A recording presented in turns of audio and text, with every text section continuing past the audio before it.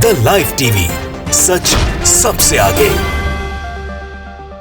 नमस्कार, मैं हूं रंजीत झा और आप देख रहे हैं द लाइव टीवी। भक्तों के चाचा नेतन के खिलाफ भारी बगावत हो गई है। एयरफोर्स ने बगावत कर दी है। अब आप सोच रहे होंगे कि ये भक्तों के कौन से चाचा हैं। दरअसल ये प्रधानमंत्री मोदी के जिगरी दोस्त हैं। खूब चर्चा होती है इनके दोस्ती की। हम बात कर रहे हैं इजराइल के प्रधानमंत्री नेतन्याहू की। नेतन्याहू इन दिनों भारी संकट में फंस गए हैं, क्योंकि जो इनकी सोच है और जो तानाशाही रवैया ये अपनाने पर उतरे हुए हैं, इसके खिलाफ इजराइल में तमाम लोग विरोध में उतर आए हैं। एयरफोर्स ने हवाई जहाज उड़ाने से भी बॉयकॉट कर दिया है। नेतन्याहू का प्लेन कौन उड़ाएगा या पूरा एयरफोर्स ही बगावत पर है। खास करके रिजर्व पायलट जो कि काफी स्ट्रांग माने जाते हैं, उन्हीं पायलटों ने आंदोलन करना उचित समझा है नेतन्याहू के खिलाफ, न कि नेतन्याहू का वो हवाई जहाज उड़ाएंगे। बहुत ही मुश्किल स्थिति है, मामला बेहद गंभीर है। नेतन्याहू सुप्रीम कोर्ट को कंट्रोल करना चाहते हैं, वहां के लोकतंत्र को कमजोर करना चाहते हैं और इसके खिलाफ तमाम वहां के इजरायली संगठन सड़कों पर है। साथ ही साथ एयरफोर्स हो या फिर पूर्व सैनिक हो, हर कोई सड़क पर उतर आया है। तो हुए ना भक्तों के चाचा नेतन यानी मोदी जी के दोस्त भारी संकट में। उनके खिलाफ बगावती तेवर अपनाने शुरू कर दिए गए हैं। लोग सड़कों पर उतरकर प्रदर्शन करने लगे हैं, क्योंकि जो वो व्यवस्था इजराइल में चाहते हैं वो कहीं ना कहीं तानाशाही को, अराजकता को बढ़ावा देगा, जिसके लिए लोगों में काफी गुस्सा देखा जा रहा है।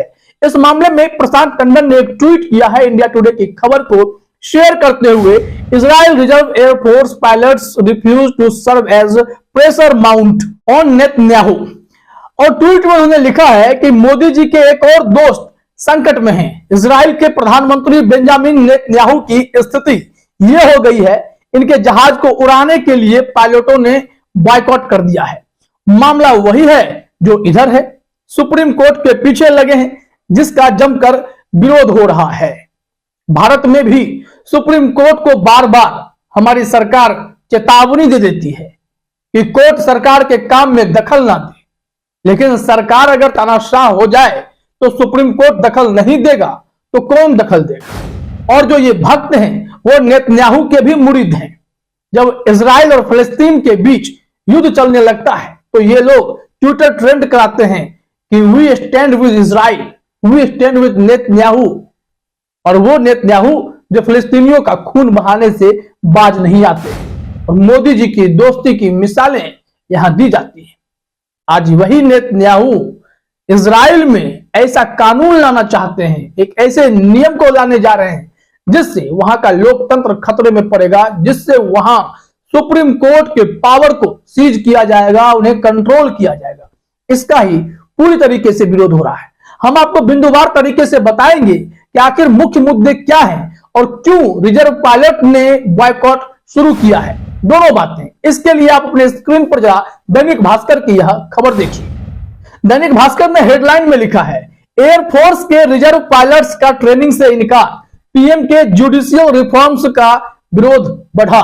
ये जुडिशियल रिफॉर्म्स लाने वाले हैं और इस रिफॉर्म्स में ही इतने सारे अवगुण हैं जिससे इजराइल की स्थिति और भी बदतर हो सकती है। सुप्रीम कोर्ट को अगर कोई कंट्रोल करने की कोशिश करेगा तो न्याय व्यवस्था पर ही आंच आएगी। और ये जुडिशियल रिफॉर्म्स का नाम दिया जा रहा है, ये रिफॉर्म्स नहीं है, ये कंट्रोलिंग रिफॉर्म्स, जिससे कि नियम कानून को कैसे अपने हिसाब से मरोड़ देना है। नेतन्याहू वही चाहते हैं कि इनके खिलाफ उठने वाली हर आवाज शांत हो जाए। लेकिन वहां के लोग, वहां के सिस्टम में काम करने वाले, चाहे वो एयरफोर्स ही क्यों ना हो, सैनिक ही क्यों ना हो, भूतपूर्व सैनिक ही क्यों ना हो, सबको पता है आज अगर आवाज नहीं उठाए तो आने वाले समय में ये स्थिति इतनी बेकार हो जाएगी कि इजराइल में सांस लेना मुश्किल हो जाएगा। दैनिक भास्कर ने लिखा है कि इजराइल के प्रधानमंत्री बेंजामिन नेतन्याहू न्यायिक सुधार यानी जुडिशियल रिफॉर्म्स के मुद्दे पर घिरते जा रहे हैं। देश में हजारों लोग इन सुधारों को तानाशाही की दिशा में कदम बताते हुए विरोध कर रहे हैं। अब इसमें एयरफोर्स भी शामिल हो गई है।